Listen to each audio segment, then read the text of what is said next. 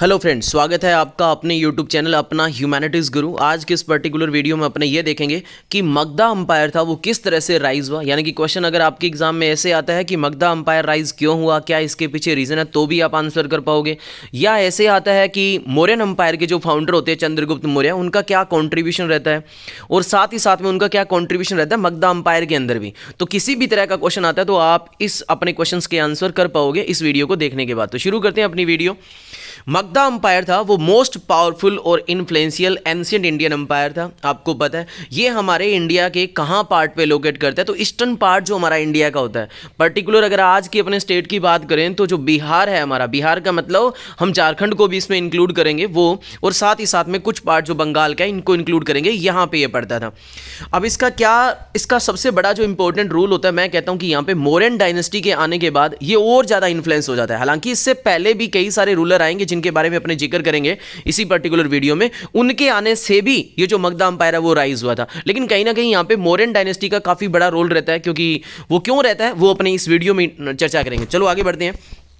अब मगधा अंपायर की बात करें तो मगधा आपको पता है एक बड़ा पॉलिटिकल और कल्चरल सेंटर था एंशिएंट इंडिया का। ये 6th सेंचुरी बीसी के अंदर, BCE के अंदर, ये टाइम पीरियड आपको याद रखना कि यहां से ये मेन राइज होना शुरू होता है।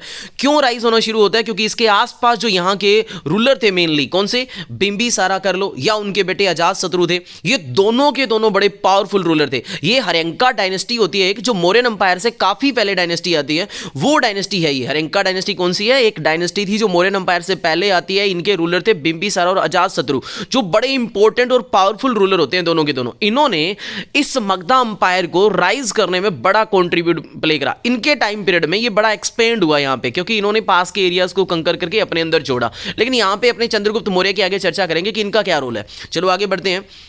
जानते हैं कि शुरुआत में जो इसकी कैपिटल थी मगधा की, वो कैपिटल थी राजगिर, जिसको आज अपने राजगृह करके बोलते हैं ना, और बाद में उन्होंने अपनी कैपिटल कर दी थी पाटलिपुत्र, जिसको आज के टाइम में अपने पटना बोलते हैं।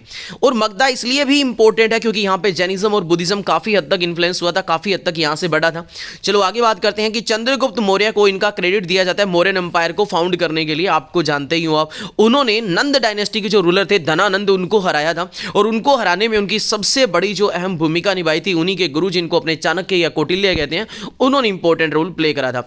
अब बात यह होती है कि जब मगधा रीजन के अंदर यहाँ पे अंपायर स्टेब्लिश करते हैं ना, मौर्यन अंपायर शुरू हो जाता है, यानी कि चंद्रगुप्त मौर्य आते हैं, तो तब सबसे बड़ी बात यह होती है कि तब उन्होंने एक तरह से यूनिफाइड करा था इंडिया को। मतलब जो छोटे छोटे पार्ट्स थे, छोटे छोटे जो राजा थे, उनको हरा के एक करा था।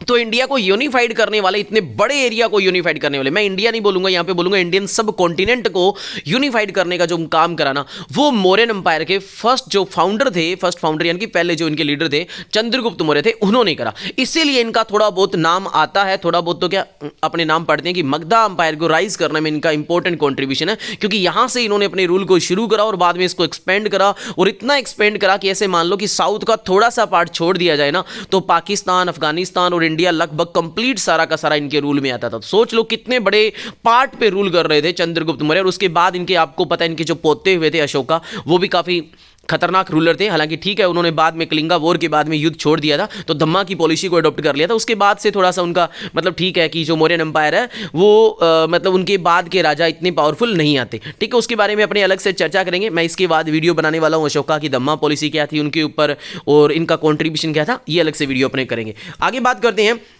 कि इनका जो की कंट्रीब्यूशन है इनका क्या था। वो वैसे तो मैंने आपको समझा दिया क्या कि इन्होंने मगधा अंपायर को एक्सपेंड करा वेस्ट वार्ड की तरफ, यानी कि वेस्ट की तरफ। ईस्ट में ये मगधा अंपायर लोकेट करता है, आपको पता है, हमारे बिहार और जो आज का बंगाल का एरिया है हमारा वेस्ट बंगाल, मतलब उसमें बांग्लादेश भी इंक्लूड है, इस एरिया में ये लोकेट करता था। और बाद में इन्होंने वेस्ट वर्ड की तरफ इसको फैला दिया और पाकिस्तान, अफगानिस्तान तक इन्होंने फैलाया। और इन्होंने सबसे बड़ी बात है कि सेंट्रलाइज एडमिनिस्ट्रेटिव सिस्टम को फैलाया और बहुत सारी जो टेरिटरी है उनको जीता। तो इसीलिए इन्होंने एक इंपॉर्टेंट रोल प्ले करा जाता है। इसीलिए अपने जब भी इंडियन हिस्ट्री को पढ़ते हैं ना, तो अपने मौर्यन एम्पायर को पक्का पढ़ेंगे।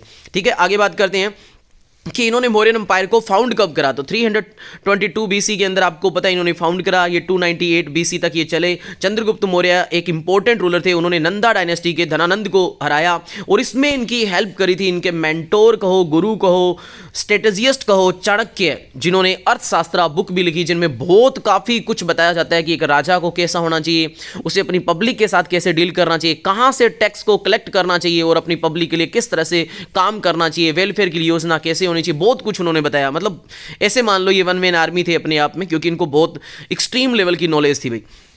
आगे बात करते हैं तो इन्होंने जब मौर्यन एम्पायर को कहते फाउंड करते हैं तो ये मतलब इतना लार्जेस्ट पार्ट को कंकर कर लेते हैं कि आज अपनी हिस्ट्री में पढ़ते हैं तो मौर्यन एम्पायर सबसे इंपॉर्टेंट पार्ट रहता है हमारा इंडियन हिस्ट्री के अंदर। इन्होंने यूनिफिकेशन करने का काम करा, जैसे मैंने अपने ऊपर बात कर ही चुके हैं कि चंद्रगुप्त मौर्य ने जब यहाँ का मगधा एम्पायर को जीता, मगधा एम्पायर के ऊपर रूल करना शुरू करा, तो उन्होंने वेस्ट पार्ट के अंदर तो वेस्ट वर्ल्ड के अंदर तो गए ही गए, साथ ही साथ में उन्होंने जो डेक्कन प्लेट्यू है वहाँ पर भी रूल करा। काफ़ी हद तक नॉर्थ वेस्टर्न जो पार्ट है, जो मैंने आपको बताई दिया कि अफगानिस्तान और पाकिस्तान तक के एरिया को इन्होंने जीता। तो इतनी बड़े एरिया को जीतना उस टाइम पीरियड में और यूनिफाइड करना, मतलब सारे को रूल अपने अंडर चलाना। और सबसे बड़ा इनका पॉइंट था कि सेंट्रलाइज सिस्टम था। सेंट्रलाइज सिस्टम को मैं थोड़ा सा यहां बता देता हूं, लेकिन आगे पॉइंट भी है। सेंट्रलाइज सिस्टम का मतलब क्या होता है कि भाई राजा सारी पावर अपने हाथ में तो रखेगा, लेकिन हर एक एरिया में वो गवर्नर होते हैं, ऑफिशियल होते हैं, उनको अपॉइंटमेंट करेगा और वहां पे काम वगैरह वो संभालेंगे, लेकिन पावर सारी अपने हाथ में होगी। इस तरह से इन्होंने सेंट्रलाइज सिस्टम को चलाया और हर एक की प्रॉपर तरीके से गवर्नमेंट सिस्टम को भी इन्होंने चलाया। काफी हद तक जो आज हमारी गवर्नमेंट बटी होती है कि सेंट्रल गवर्नमेंट है, स्टेट गवर्नमेंट है, फिर लोकल गवर्नमेंट है, वो काफी हद तक मैं कहता हूं कि वहां से ली होगी, क्योंकि बहुत वो सारा सिस्टम है ना वो मौर्यन एम्पायर का सेम ऐसा ही था कि सबसे बड़ा सेंट्रल एम्पायर यानी कि पीएम हो गया। लेकिन बस इतना है कि आज हमारा स्टेट गवर्नमेंट एक अलग से पावर रखता है अपनी, है ना, और लोकल गवर्नमेंट को भी कुछ हद तक अलग से पावर दी हुई है। लेकिन पहले सारी की सारी पावर मौर्यन एम्पायर यानी कि चंद्रगुप्त मौर्य के हाथ में थी, लेकिन उन्होंने अपने ऑफिशियल्स गवर्नर थे उनको अपॉइंट कर रखा था डिफरेंट एरिया में, वो वहां से टैक्स कलेक्ट करेंगे, वही वहां पे काम करवाएंगे, उन्हीं का मेन होगा कि देख रेख करना और बाद में राजा को सारी इंफॉर्मेशन देना, सारी टैक्स रेवेन्यू के बारे में जो भी उनको कलेक्ट हुआ उनके बारे में इंफॉर्मेशन वगैरह देते थे वो।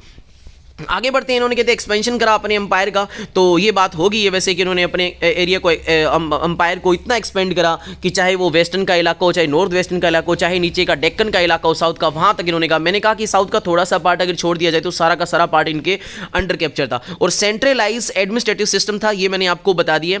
थोड़े से एक किसी भी मेरे भाई बहन को ऐसा लग सकता है कि मैं लाइन टू लाइन नहीं पढ़ रहा क्योंकि मैं सीधी बातें बोल रहा हूँ, तो इसके पीछे मैं दिल से क्षमा चाहता हूँ किसी को अगर लगे कि यार ये लाइन टू लाइन नहीं बता रहा, तो वो मेरा ये प्रयास रहता है कि छोटी से छोटी वीडियो बनाऊं जिसमें ज्यादा से ज्यादा आपको इन्फॉर्मेशन दूं। तो अगर लाइन टू लाइन बताऊंगा ना तो वीडियो की लेंथ ज्यादा हो जाएगी। तो बहुत सारे भाई बहन ऐसे होते हैं जो लास्ट टाइम पे वीडियो देखते हैं, तो उनको थोड़ा सा दिक्कत होती है कि लास्ट टाइम पे वीडियो अगर अपने देखेंगे तो जल्दी जल्दी सारा सिलेबस कंप्लीट करने का प्रयास करेंगे। लेकिन मेरा प्रयास ये भी रहता है कि मैं कॉन्सेप्ट भी क्लियर कराऊं, तो जितना मेरे से प्रयास हो रहा है मैं कर रहा हूं, फिर भी कोई गलती हो तो यार क्षमा कर देना। आगे बढ़ते हैं, इन्होंने डिप्लोमेटिक रिलेशन भी बनाया। अच्छा, ये डिप्लोमेटिक रिलेशन क्या होता है भाई? जब भी है ना एक कंट्री दूसरी कंट्री के साथ है ना कि किस तरह की फॉरेन पॉलिसी बनाती है, कहाँ पे वो अपनी मिलिट्री हेल्प करेगी किसी को कहाँ पे ट्रेड करेगी, तो इस तरह की जो ये पॉलिसी होती है ना इसको डिप्लोमेटिक रिलेशन बोलते हैं अभी पॉलिटिकल साइंस में। तो इन्होंने डिप्लोमेटिक रिलेशन ऐसे बनाई कि आपको पता है कि जो निकोटर सेल्यूकस थे, जो सेल्यूसिड एम्पायर के फाउंडर थे, उनको इन्होंने पहले तो हराया।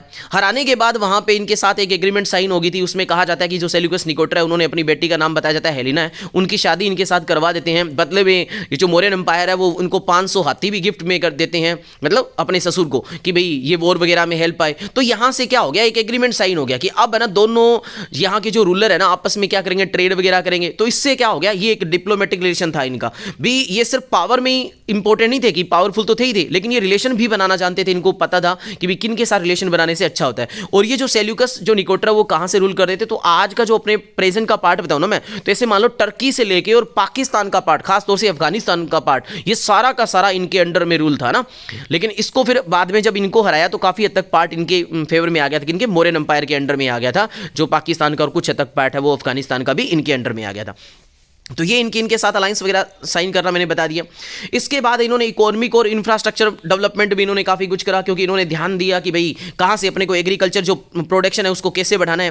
टैक्सेशन पॉलिसी को भी इन्होंने बहुत अच्छे लेवल में इंप्लीमेंट करा था। इन्होंने क्राफ्ट इंडस्ट्री को भी बढ़ाने का प्रयास करा था, मतलब प्रॉपर तरीके से काम करा था। इवन पोस्टल सिस्टम को भी डेवलप करा था, कई सारी रोड वगैरह बनाई थी। तो ये हमारे इकोनॉमिक और इंफ्रास्ट्रक्चर डेवलपमेंट में इन्होंने इंपॉर्टेंट रोल प्ले करा था कि इन्होंने मौर्यन एम्पायर के जो फाउंडर है चंद्रगुप्त मौर्य। आगे बात करते हैं कि ऐसा क्या रीजन था कि भाई ये जो मगधा अंपायर है ये राइज हुआ। भाई एक तो बात अपने सिंपल सी बात ये बता देंगे कि भाई यहाँ के जो राजा थे ना, रूलर थे ना, वही पावरफुल थे। चाहे पहले हरंका डायनेस्टी की बात कर लो या उसके बाद जो मौर्यन अंपायर के चंद्रगुप्त मौर्य जैसों की बात कर लो, तो ये यहाँ के सारे जो रूलर थे ना, ये कहीं ना कहीं पावरफुल रूलर थे। वो कहीं ना कहीं ऐसी सोच रखते थे कि अपने एरिया को कैसे एक्सपेंड करना है। और दूसरी सबसे बड़ी बात ये भी है कि इसकी लोकेशन थी ना, वो बड़ी इंपॉर्टेंट है।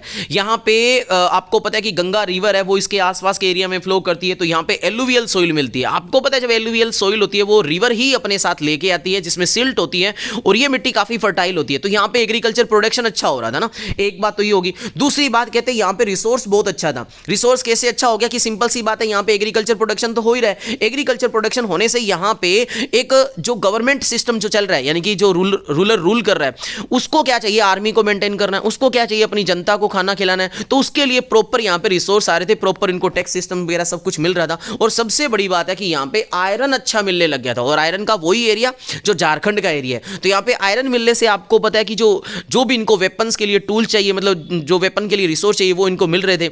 अब वेपन वगैरह अच्छे से बना रहे थे, और पास के एरिया में ये यहां से जो आयरन है वो लेके एक्सपोर्ट भी कर रहे थे। तो ये इनका बेनिफिट था। ठीक है, ये कुछ एक इसके बेनिफिट है। इसके अलावा यहाँ पे मैंने बता ही दिया कि इसके यहाँ के रूलर भी भाई स्ट्रॉन्ग हुए हैं, चाहे वो बिंबिसारा हो, चाहे वो अजातशत्रु हो, चाहे महापद्मानंद हो, और चाहे चंद्रगुप्त मौर्य की बात कर लो। ये सारे के सारे रूलर ही स्ट्रॉन्ग थे, जिनकी कहीं ना कहीं इच्छा थी कि वे अपने एरिया को कैसे एक्सपेंड करना है, कैसे जनता के ऊपर रूल करना है, इनको पता था अच्छे से ना। तो ये था। और स्ट्रेटेजिक लोकेशन भी इनकी अच्छी थी कि इन्होंने देखो अपनी 2 कैपिटल बनाई, पहले पाटलिपुत्र को बनाया, फिर राजगिरा बनाया, तो ये भी अच्छा है। और राजगिरा को इन्होंने क्यों बनाया, क्योंकि ये पहाड़ियों से घिरी हुई थी, तो इसका बेनिफिट मिल रहा था। और सबसे बड़ी बात है, इन्होंने मिलिट्री भी अच्छी यहाँ पे बना रखी थी। और पाटलिपुत्र को बाद में क्यों चूज करा, क्योंकि ये सेंट्रलाइज लोकेशन थी, मतलब ये बीच का पार्ट पड़ रहा था। तो यहाँ पे राजा को कम्युनिकेट करना अच्छा रह रहा था कि वो सारे एरिया को कम्युनिकेट कर रहा है, सारे डायरेक्शन में वो ध्यान दे सकता है। और साथ ही साथ में ये वो एरिया था पाटलिपुत्र जहां पर गंगा नदी गंडक नदी से मिल रही है, गंडक नदी इसके अंदर आके मिल रही है, सोन नदी है वो आके मिल रही है, और वहीं पे इसके पास ही के एरिया में आपको पता है सरयू रिवर है वो भी मिल रही है। तो कहीं ना कहीं इसकी जियोग्राफिकल लोकेशन देखो कितनी अच्छी है। तो राजा ने ऐसा ही नहीं बनाया होगा कि राजगिरा को कैसे कैपिटल बना लिया होगा, पाटलिपुत्र को क्यों बनाया होगा, या पाटलिपुत्र को क्यों बनाया, या राजगीर को क्यों बनाया। तो इनके पीछे देखो है एक रीजन है कि भाई राजगीर घिरी हुई थी पहाड़ियों से, तो कोई अचानक अटैक नहीं कर सकता था। फिर पाटलिपुत्र को बनाना ये था कि भाई नदियों का एरिया बड़ी है, ये फर्टाइल एरिया है, और साथ ही साथ में ये बीच का एरिया, इसकी लोकेशन भी अच्छी पड़ रही है। तो क्यों ना अपने यहाँ से कम्युनिकेशन अच्छे से कर सकते हैं, यहाँ से ट्रेड अच्छे से कर सकते हैं, यहाँ से बोट वगैरह से क्या हो सकता है कि ट्रेड भी हो सकता है एक दूसरे एरिया में। तो इसीलिए इनको बनाया होगा ना। तो एक तरह से ये जो पाटलिपुत्र था ये तो जल दुर्ग का काम कर रहा था कि चारों ओर इसके नदियां नदियां लग रही है हर तरफ से ना। तो ये था।